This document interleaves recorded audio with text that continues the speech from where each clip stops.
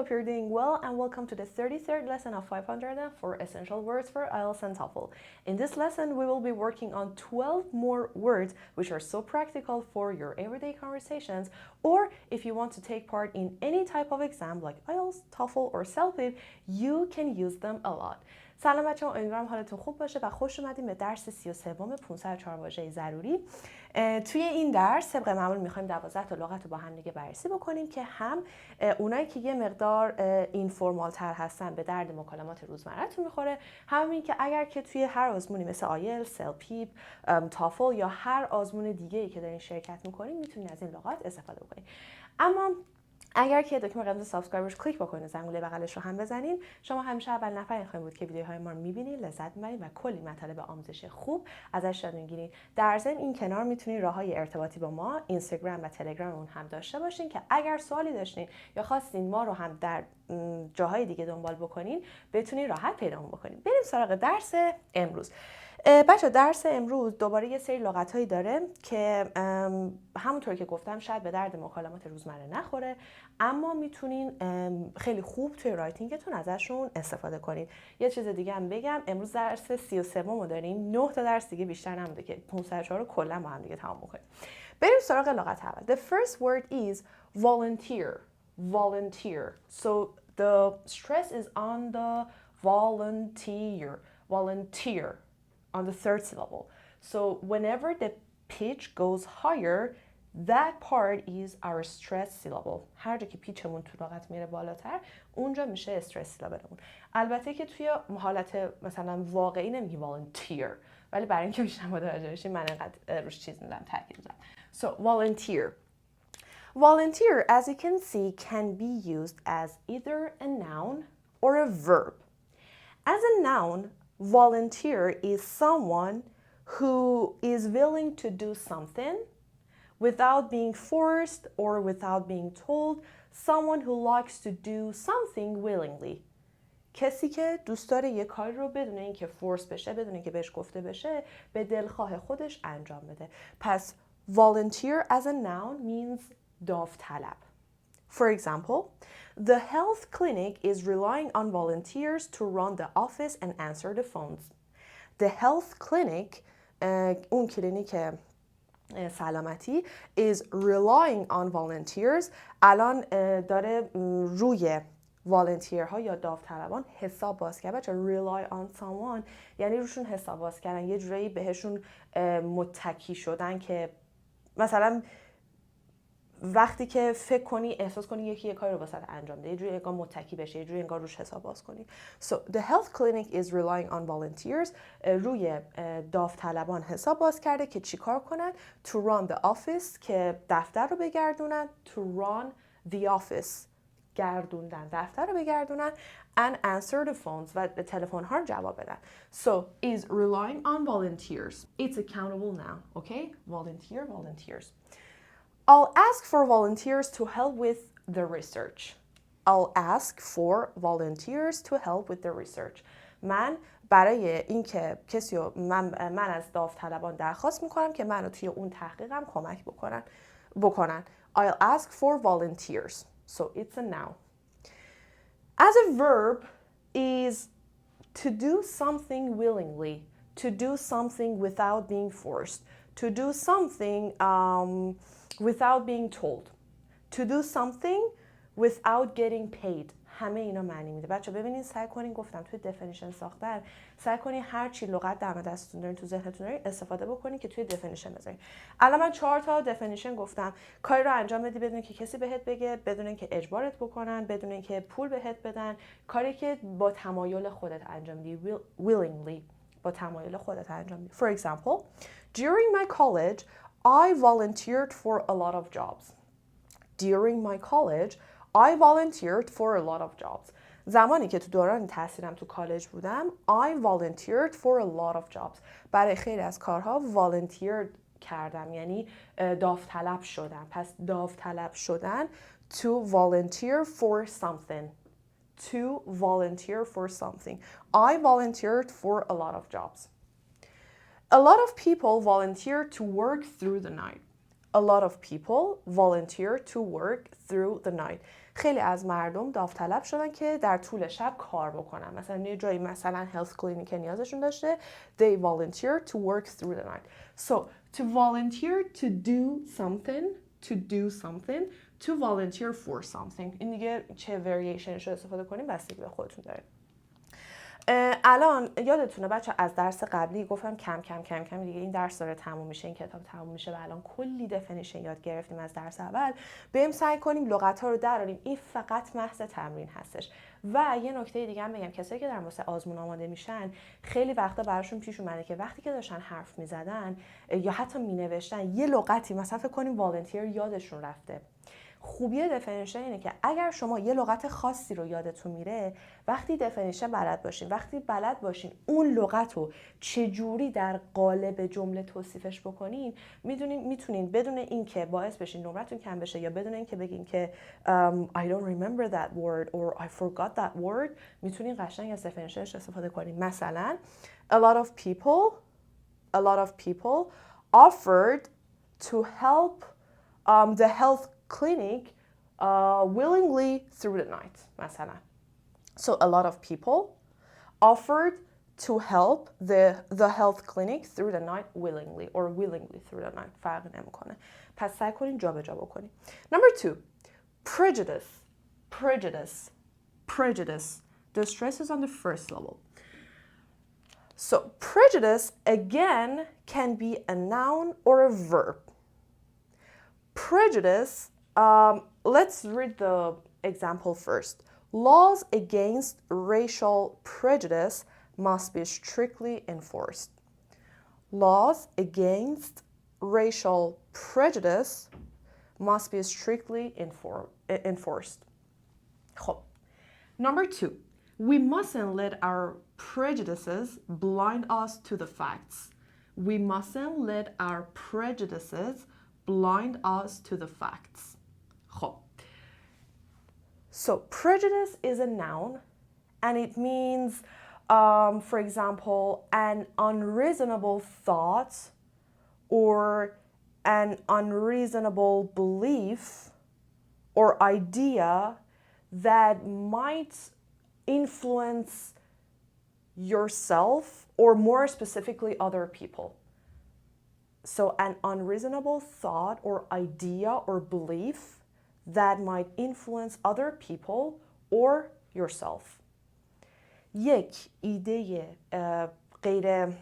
ایده‌ای که هیچ فکری پشتش نیست یا یک باوری که هیچ مدرکی پشتش نیست، یک نالجی که هیچ اصلا پایه و اساسی نداره که میتونه رو دیگران تأثیر بذاره و یا اصلا رو خودت تأثیر بذاره. یعنی این باوری که داری باعث بشه که تو یه سری کار رو بکنی یا نکنی یا روی یه سری آدما تأثیر بذاره که اونها یه کار رو بکنن یا نکنن.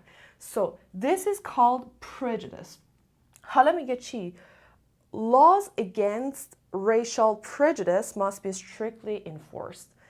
قوانینی که برخلاف racial means بچه racial از race میاد، نژادی میتونیم بگیم. Race is a noun.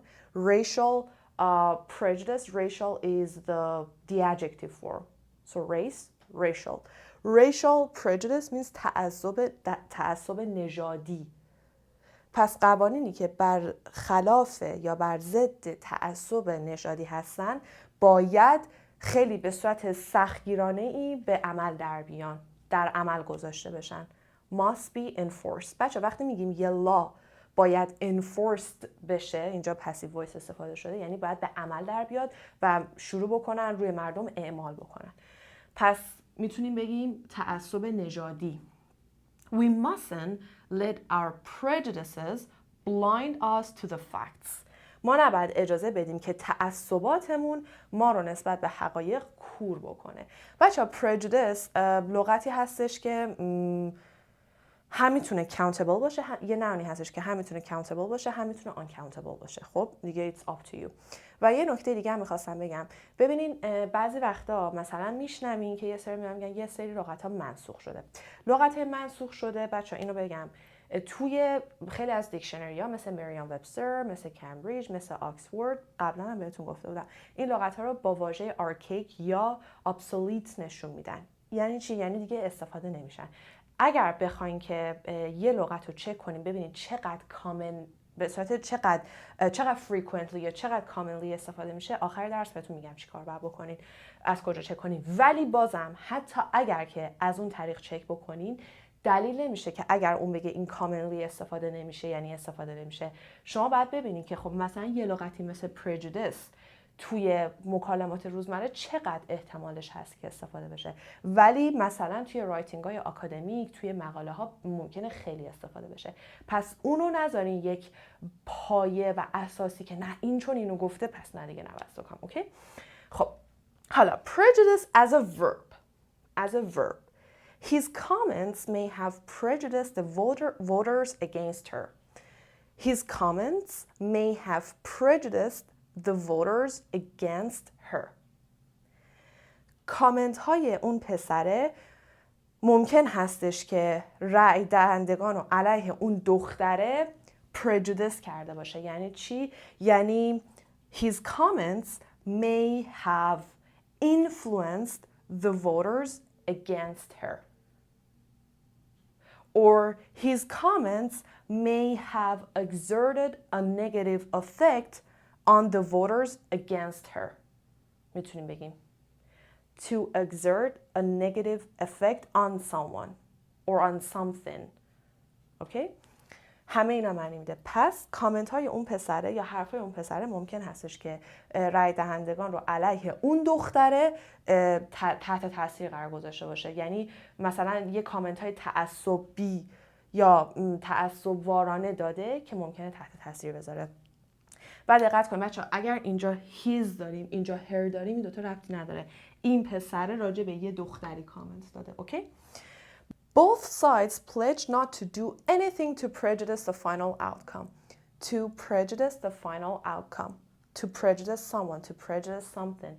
اون دو طرف تعهد دادن یا عهد کردن که کاری نکنن که نتیجه پایانی رو تحت تاثیر تعصباتشون یا پیش داوریشون تحت تاثیر قرار بده نتایج پایانی رو، یا نظرات تعصب وارانش. نمیدونم واقعا تو فارسی چه دقیق چه واژه‌ای میگیم واسه یه فعل تعصب چی میگیم.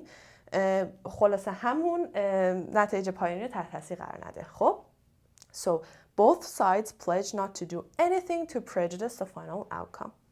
Number 3, shrill,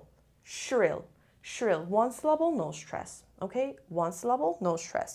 Shrill simply means, shrill is an adjective and it means squeaky or a very loud noise or voice, deafening or piercing. همه اینا معنی میده. So squeaky, a very loud voice or noise, deafening, piercing. She had a shrill, high-pitched voice. She had a shrill, high-pitched voice. اون یه صدای تون بالای جیغ تور داشت. High pitch یعنی تون بالا.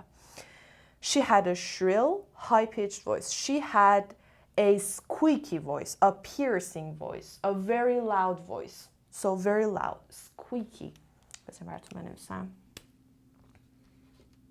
Squeaky or deafening or piercing. بچه پیرسینگ دیدیم مثلا به گوش و مثلا کلا پیرسینگ مثلا بینی میتونه همه جا باشه. چرا میگن پیرس؟ چون سوراخ میکنه دیگه. پیرسینگ این از هم اینجوری یادتون بمونه. پیرسینگ سوراخ میکنه. فکر کنید یه صدایی که پیرسینگه یعنی گوشتون رو کر میکنه. Number 4, jolly. 2 syllables and the stress is on the first syllable. Jolly means full of energy, energetic, very happy, or something very good. I want to write it down here. As fresh as a daisy. To be as fresh as a daisy means to be full of energy, to be energetic, to be very, very happy, to be extremely happy.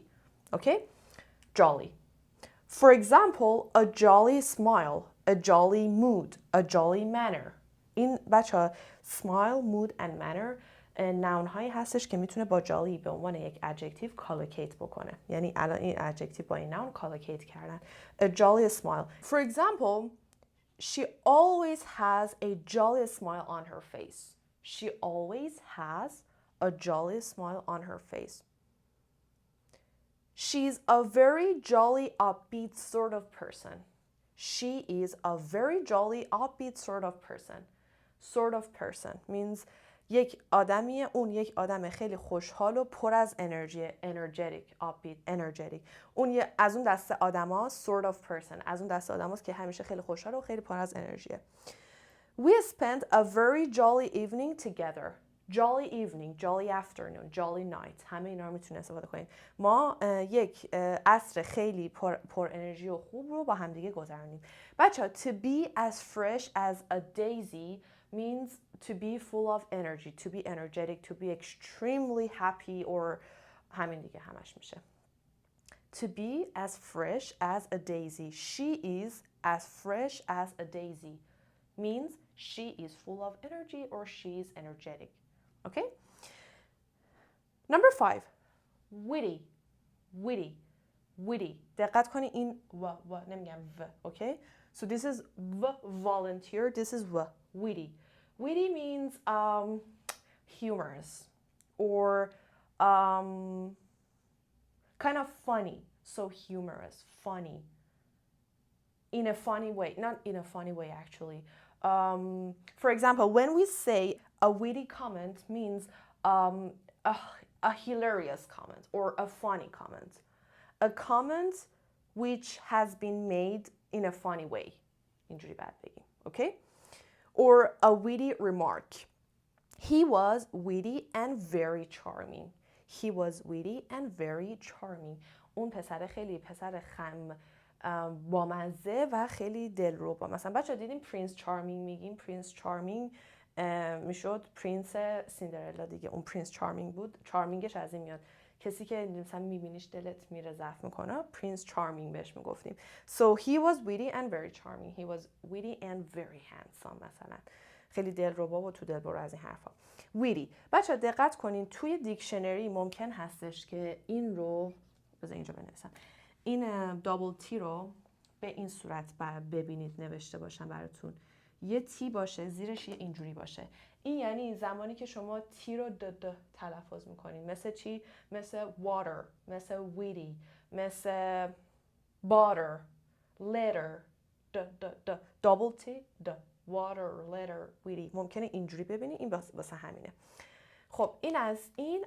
یه نکته میخواستم بگم بچه‌ها راجع به این یادم رفت. volunteer گفتیم هم نونه هم وربه. حالا اگر بخوام از توش adverb درارم بچه دقت بکنین نوشتارش عوض میشه. adverb volunteer میشه voluntarily. دقت کنین چجوری نوشته میشه. voluntarily as an adverb. اوکی؟ پس دقت کنین بچه ها. voluntarily نمیگیم. voluntarily عوض شده اینجاش. خب این از این. بریم با هفته لغت بعدی برگردیم. خب بریم سراغ تخته دوم و من همه لغت باقی مونده رو سعی کردم که توی این تخته جا بدم. Number 6. hinder. The stress is on the first syllable.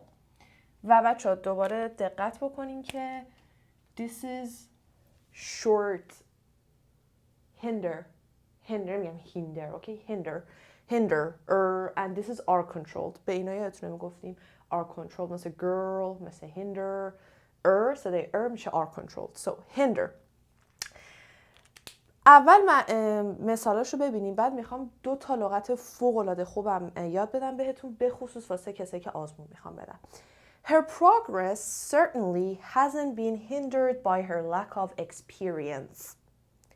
Her progress certainly hasn't been hindered by her lack of experience. Number 1. Number 2. A poor diet can hinder mental and physical growth. A poor diet can hinder mental and physical growth. Bad weather is hindering the search for survivors. Bad weather is hindering the search for survivors. خب اینجا اون چیزی که ناونی که باهاش کالوکیت کرده بچه پروگرسه. وقتی یه پروگرس هیندر میشه، وقتی که mental and physical growth هیندر میشه و وقتی که مثلا به دنبال چیزی رفتن یا پیدا کردن چیزی هیندر میشه. کلا یه پروگرس یا یه پروسسی هیندر میشه. خب حالا ببینید یادتونه تو درس قبلی گفتم سعی کنین یه سری چیزا پیدا کنین که ربط بدین ببینین چی از توش پیدا میکنین. مثلا اینجا her progress hasn't been hindered by her lack of experience. کمبود تجربه.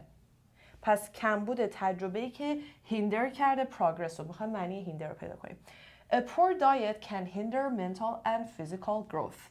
mental و physical growth یعنی رشد ذهنی و فیزیکی توسط یک رژیم غذایی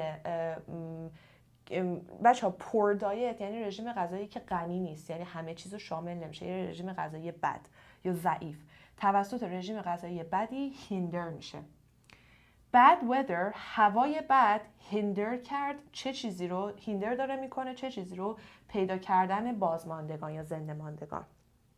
پس میتونیم حدس بزنیم یه چیزی که یه باعث چی بشه، باعث چیه یه چیز دیگه بشه، مانع شدن بشه. مثلا lack of experience مانع progress اون دختره نشده.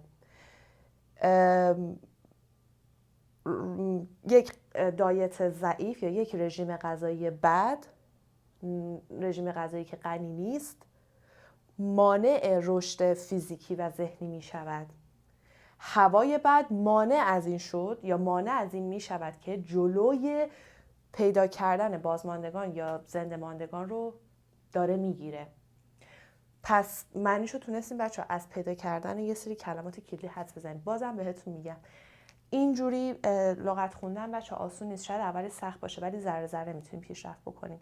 تنها و تنها کسایی که از ابتدا شروع کنن با دفینیشن معنی یاد بگیرن، توی کانتکست معنی رو یاد بگیرن، دیکشنری های مختلف رو سرچ بکنن، میتونن حدس بزنن، کم کم کم کم پیشرفت بکنن. بازم میگم وقتی شما اصلا به عنوان یک فرد حتی اگر نیتیو هم باشین تمامی لغات موجود در یک زبان رو نمیدونید. یعنی مثلا من به عنوان فارسی زبان آیا تمامی لغات فارسی رو میدونم؟ نه. وقتی شما یه ریدینگ میبینین خیلی ها ممکنه براشون پیش بیاد که حداقل یه لغت توی ریدینگ باشه که معنیشو ندونن. شما باید این توانایی داشته باشین که حدس بزنین از جمله بعدی، لغت بعدی، یه نشونه‌ای توی همون جمله یا جمله قبل و بعدش اون معنی چیه. اوکی؟ خب حالا اگر بخوام یه definition بگم میتونیم بگیم to limit the development of something or to limit someone's ability, for example, to limit someone's progress, to limit the development of something. رشد و پیشرفت یه چیز رو لیمیت کردن، محدود کردن. خب So her progress certainly hasn't been hindered by her lack of experience. کمبود تجربه اون دختره باعث نشده که پیشرفتش جلوش گرفته بشه یا پیشرفت اون دختره کمبود تجربه اون دختره مانع پیشرفتش نشده. یک رژیم غذایی ضعیف a poor diet can hinder mental and physical growth.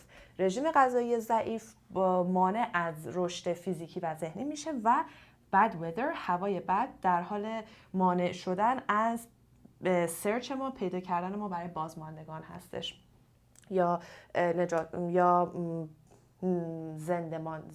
افراد زنده هستش. خب حالا میخواستم بهتون 2 تا لغت بگم که به شدت لغت‌های C1 C2 هستن و خیلی خوبه واسه اینکه هیندر یادتون بمونه، میتونید ازش استفاده بکنید. بذارید من یه رنگ دیگه بردارم. خب اون 2 تا لغت چی هن؟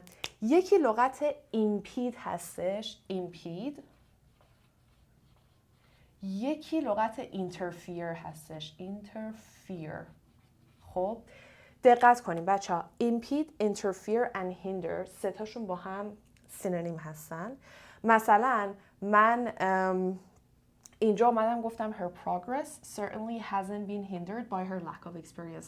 میتونم hindered رو بردارم به جاش بذارم impeded.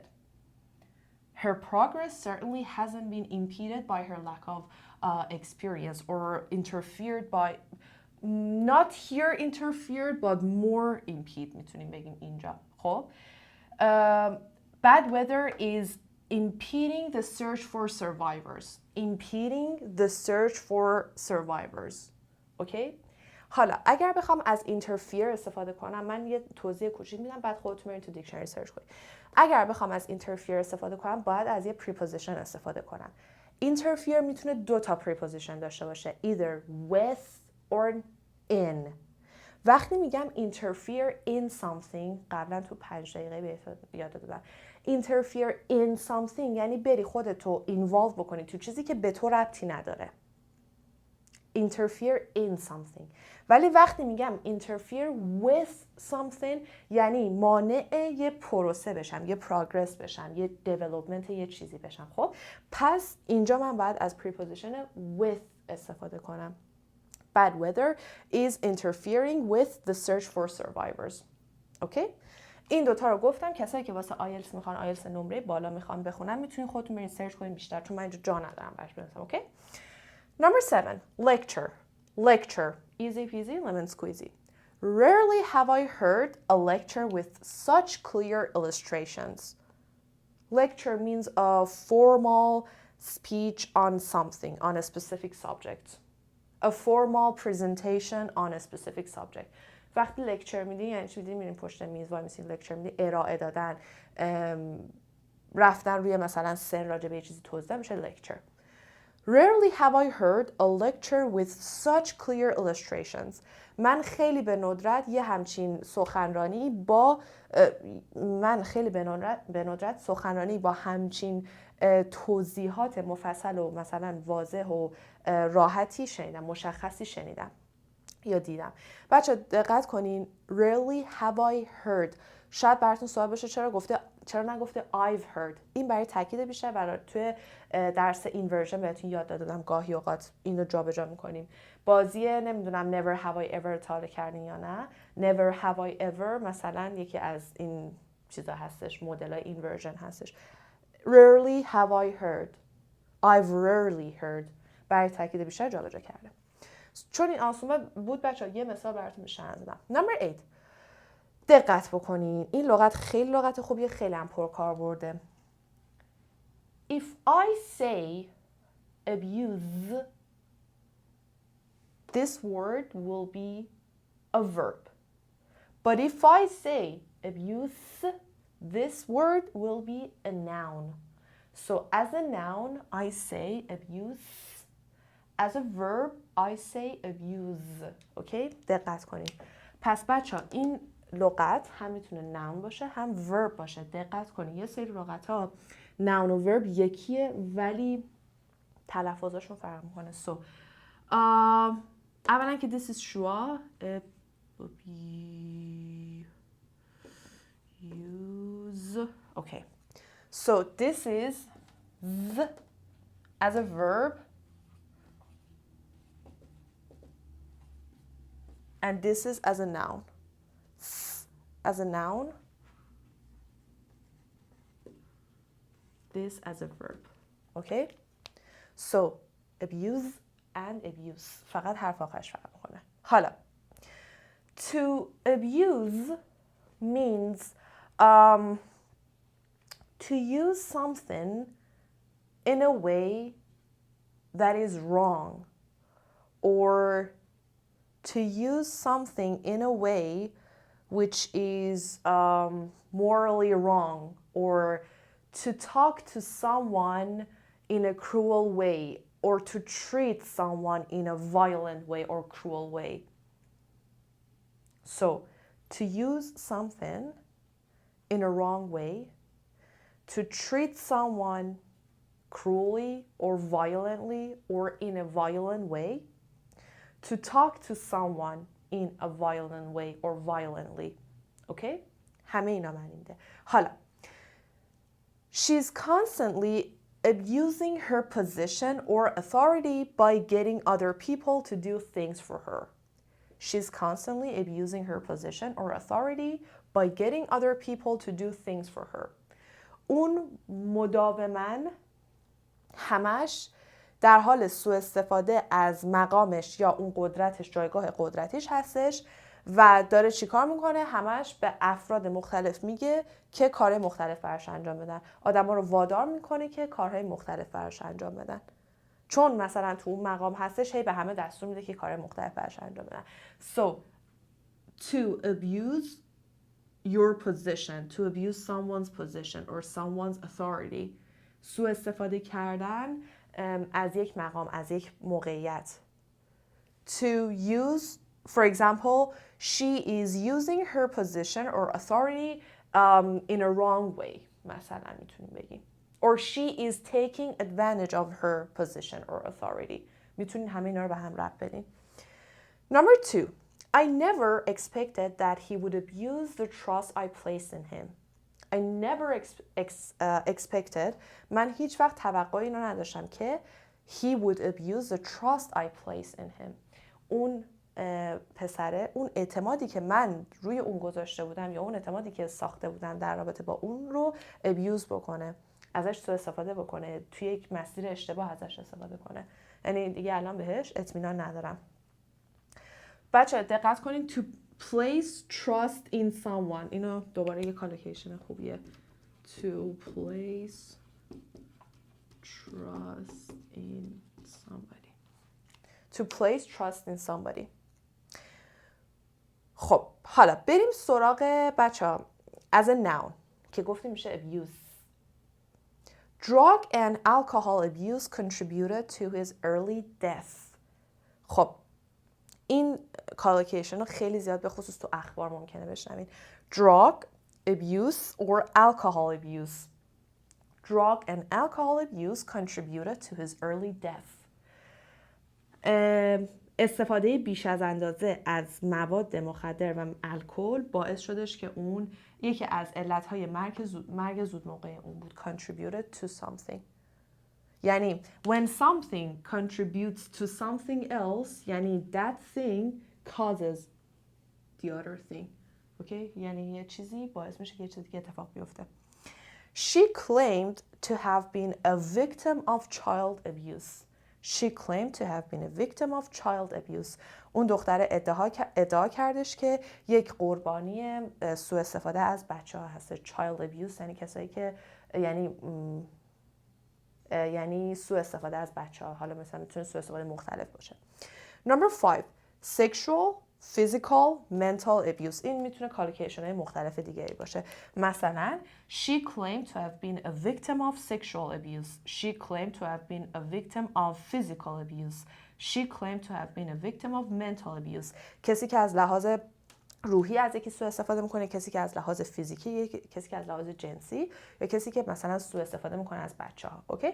این لغت‌های مختلفی که به عنوان noun داشتیم. پس abuse noun، abuse verb. و اگر خواستین بیشتر راجبش بدونید میتونید تو دیکشنری به من دیگه جا نبود براتون بنویسم. Number 9. mumble mumble mumble mumble mumble. The stress is on the first syllable. خب mumble means to talk quietly or to speak quietly, to speak distinctly.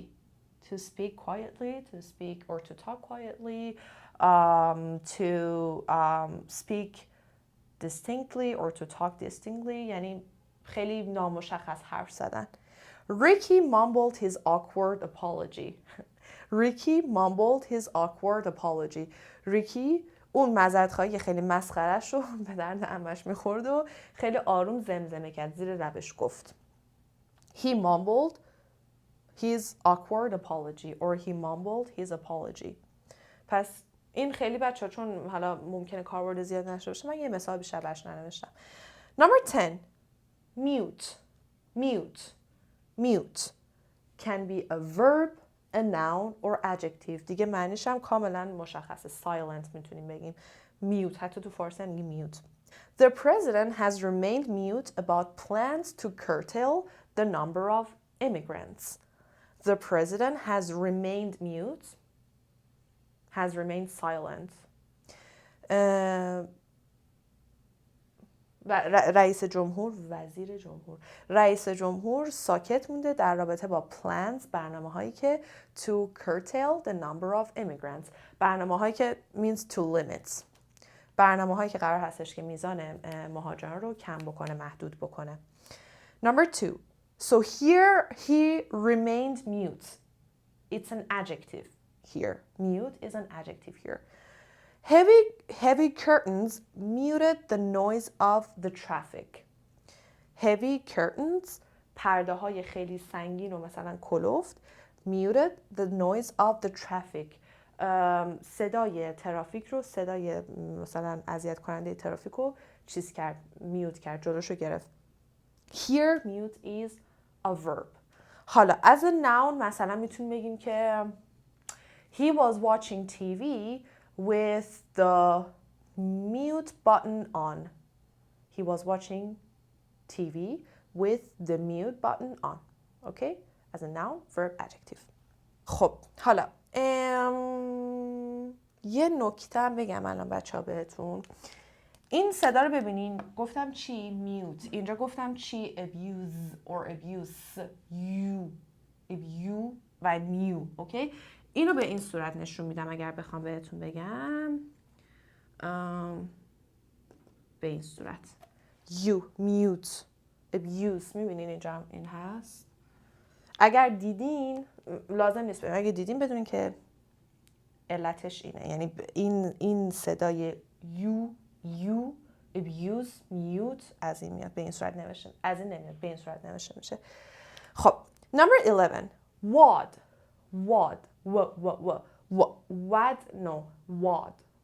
مثل wall. اوکی؟ wad بچه ها نگاه کنید من براش چی نوشتم. a wad of bills, a wad of cash, a wad of $50, a wad of cotton, a wad of chewing gum. بچه ها wad مثلا یه دسته یا یه چیزی که اینجوری پرس شدن به هم. حالا مثلا a wad of chewing gum یعنی مثلا این آدامس دیدین زیر میز آدامس نشسته اونو که درش میارین آدامس رو، اون میشه a wad of chewing gum. مثلا a wad of $50 یعنی یه $50 پولی که اینجوری مثلا به هم فشرده شده. معمولا دیدی اینجوری جمعش میکنن دورش کش میندازن میذارن تو جیب، مثلا اون میشه a wad of $50 or a wad of cash or a wad of bills. کلا هر چیزی که اینجوری پرس شدن به هم. a wad of cotton پنبه‌ای که وات شده یعنی صفر شده، مچاله شده. مثلا a wad of you can put a wad of cotton into your ears. میتونی یه مچاله ای از پنبه رو بکنید تو گوشت. خب هر چیزی که اونجوری مچاله شده میتونیم بهش بگیم wad. a wad of something. And the last word is retain. So wad one syllable no stress. اینم دقت کنید بچه‌ها. mute ما مثلا یکی از روش‌های شمردن سیلاب این هستش که vowel sound ها رو بشماریم، ولی ای آخر کلمات این الان اینجا سایلنت هستش. خب این ای نقشش چیه؟ تاثیرگذاری کرده رو صدای اون. ای که آخر میاد گاهی اوقات، خیلی اوقات میتونیم مثلا اینجوری یاد بگیریم، این ای نقشش اینه که صدای واولی که قبل این کانسوننت اومده رو بلندش بکنه. مثلا چی؟ مثل کات، C-U-T. ای بذارم تهش بهش میگیم سایلنت ای. cute. ای سایلنت نقشش اینه که بیاد اون واول ساند رو صداشو بلند کنه. cut, cute. یا مثلا چی میتونیم بگیم؟ rat مثلا rat, rate, R-A-T-E. این چیز سایلنت ای اومده صدای ای رو بلندش کرده، صدای بلندش رو شورتش رو کرده لانگ. اوکی؟ سو این الان نقشش اینه که صدای اینو بلندش کنه. میو مثل کات، کیوت. مثلا مات که مثلا لغت نداره، ولی مات مثلا میوت، مات لغت نیست. خب پس واسه همین چون سایلنته نمیشمرمش. پس میوت one syllable no stress. wad one syllable no stress. retain. The stress is on the second syllable. Retain means to keep something or to مثلا بیایم اینجا I have a good memory I have a good memory. من یه حافظه خیلی خوبی دارم. And I'm able to retain facts easily. And I'm able to keep facts easily. Keep facts in my mind easily. Keep نگه داشتن چیزی. و دقت کنیم بچه ها اینجا I have a good memory and I am able to آیش رو قرینه حذف کرده. میتونیم بیارین اگر شک داشتین درسته یا غلط بیارین. اگه مطمئن بودین نیارین. So this was like this. I have a good memory and I'm able to. آیه برداشته. I have a good memory and am able to. Okay? He retained control of the company. He kept control of the company. He kept control of the company. اون کنترل و چیزشو قدرت همون مثلا میتونیم کنترل دیگه اون کنترلش رو توی کمپانی نگه داشت. یعنی همچنان روی کمپانی کنترل داشت. پس الان کالیکیشنی که داریم چیه؟ To retain a fact or to retain facts. To retain control of something. To retain control of something. اوکی؟ اینم از این. خب اینا هم که گفتم اونم که گفتم. حالا میخواستم بهتون یه روش یاد بدم که میتونین فریکونسی لغت ها رو چک بکنین که چه جوری میتونین متوجه بشین یه لغت چقدر استفاده میشه. خب ببینید بچه‌ها یه بار گفتم الان تو وسط درس اول درس بازم میگم وقتی که توی حتی این روشم چک میکنی اولا که گفتم یه سری دیکشنری به صورت آرکیک یا ابسولوت نشون میده یعنی این لغت ها دیگه استفاده نمیشن. خب حالا اگر دیگه خیلی مثلا میخواستیم ببینیم که اولا که این کار نکنید اگر دیکشنری خودش تشخیص بده میگه هست ولی در غیر این صورت لازم نیست اصلا درگیر کنین خودتون که چی. یه سری لغت هم که آرکیک یا ابسولوت میشن بدونین که خیلی انقدر دیگه استفاده نشدن که به گوش شنونده نیتیو کاملا ناآشناست. مثل لغتایی که مثلا ممکنه 1000 تا لغت توی ده خدا یا شاهنامه ده خدا توی شاهنامه باشه که ما هنوز الان یکی بهمون بگه ندونیم معنیش چیه. اوکی؟ خب حالا اگر ولی خواستین چک بکنین میتونین شما وارد چی بشین؟ books.google.com/ngrams/graph. این پایین چیزشو براتون میذارم میتونین از روی همین تایپش بکنین. خب حالا اینجا مثلا یه لغت رو سرچ میکنیم. مثلا من اینجا قبل از این exert رو سرچ کرده بودم. exert. خب من میتونین اینجا مثلا انتخاب بکنیم مثلا من چه سالی میخوام. مثلا 2000 میخوام. 2000 تا مثلا 2021 نداره تا 2019 داره مثلا. خب اوکی. خب exert. ببینیم بچه ها exert اگر من بخوام از سال 1800 که خودش بود اینجا حساب بکنم ببینین از اون بالا اومده پایین. خب معلومه مثلا از 1800 تا الان یه لغتی مثل exert کمتر استفاده میشه. خب ولی مثلا exert ممکنه یکی این گراف رو ببینه بگه دیدی این لغت اصلا استفاده این لغت ها همه منسوخ شده اند هیچ کس در حال حاضر از این لغات استفاده نمی کند این کتاب بسیار مضر است. این لغت شاید تو روزمره استفاده نشه اما مثلا خود من توی این 2-3 سال اخیر که مدام با مقاله ها و چیزای انگلیسی سر کار داشتم یعنی نوشته های آکادمیک این لغت رو بهتون بگم امکان نداشت مقاله‌ای باشه و این نباشه این لغت. To exert a negative effect. حتی تو اینجا مثالش هم بهتون زدم. To exert a negative effect on something. پس این اصلا ربطی نداره. توی مقاله آکادمیک ممکنه زیاد دیده بشه ولی تو روزمره استفاده نشه. یا حالا مثلا یه لغتی مثل literally که همش استفاده میشه. من براتون بزنم اینجا.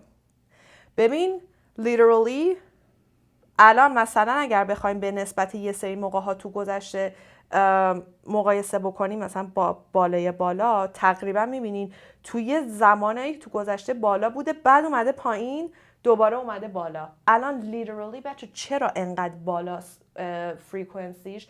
به خاطر اینکه لیترالی خیلی استفاده میشه و الان توی چند سال اخیر مثلا خیلی بیشتر توی مثلا میبینین همه وقت در حرف یه لیترالی میگن، حتی اگه معنی لیترالی معنی واقعیش نباشه ولی تو جمله مثلا میگن that's literally beautiful مثلا هم چیزی. خب یا مثلا یه لغت دیگه مثلا بخوام اینجا براتون سرچ بکنم، مثلا لغت همین abuse or abuse میبینین کم بوده رفته بالا اومده پایین. خب پس اینو من فقط گفتم که خیالتون راحت بشه که بدونین، من اینو خاموشش کنم، راهی هستش که بتونین چک بکنین ولی اصلا فکرتون رو به این نذارین که آیا این لغت زیاد استفاده میشود آیا خیر. اون لغت هایی که آرکیک و ابسولوت هستن دیگه اصلا خیلی خیلی قدیمیان و استفاده نمیشه. منم در تمامی این درس از درس اول بهتون گفتم اگر لغتی کم استفاده میشه گفتم، لغت پرکاربردم گفتم و مثال زیاد برسم. اوکی؟ پس خواهش میکنم ذهنتون رو با این حرفا درگیر نکنین. اوکی؟ کار خودتون رو ادامه بدین، درستون رو بخونید، خیلی هم خوبه، خیلی هم عالیه و امیدوارم که لذت برده باشین. دیگه فکر کنم چیزی نمونده که بهتون بگم. میدونین که درس که تموم میشه یه نوشته است متن که من روش میخونم، ترجمه این نوشته به علاوه یه تمرینات این درس رو داخل چنل تلگرام براتون میذاریم. بازم بهتون گفتم راههای ارتباطی ما این گوشه اومده، میتونین توی اینستاگرام توی تلگرام هم جوین بشین و از درسمون استفاده بکنین. اگر هم که مثالاتون رو با ما به اشتراک بذارید بسیار خوشحال میشیم. اگر هم که دوست دارین ما رو خوشحال بکنین و خستگی رو از تنمون در بکنین میتونین با لایک کردن این ویدیوها و کامنت گذاشتن ما رو خوشحال بکنین. و بچه‌ها وقتی که کامنت میذارین، وقتی که لایک میکنین، این ویدیو بیشتر پروموت میشه و به دست دوستانتون میرسه. یعنی کسایی که ممکنه تا الان ما رو ندیده باشن از طریق لایکی که شما میکنین، حمایتی که شما میکنین، این ویدیوها پروموت میشه و میتونن اون ویدیوها رو ببینن و به دستشون برسه. پس ممنون میشم که از ما حمایت بکنین. Till another lesson, love you guys so much. Take care, see you soon and bye-bye. Don't look over my shoulder. The kibitzer is a person who volunteers useless information, especially in card games, causing the players to be prejudiced against them. The name comes from a Yiddish word which originally referred to a certain bird whose shrill cries scared the animal away upon the approach of the hunters. Though the kibitzer may think he is being jolly or witty, his advice often hinders more than it helps. We may scowl at him or lecture him for his abuse of our friendship, but he still continues to mumble his unwelcome remarks. The serious player may even wish he could make the kibitzer mute by sticking a wad of cotton in his mouth. The kibitzer, however, may not realize that he is causing torment or distress to his colleagues. Thus, we may have to resign ourselves to his annoying habit if we wish to retain him as a friend.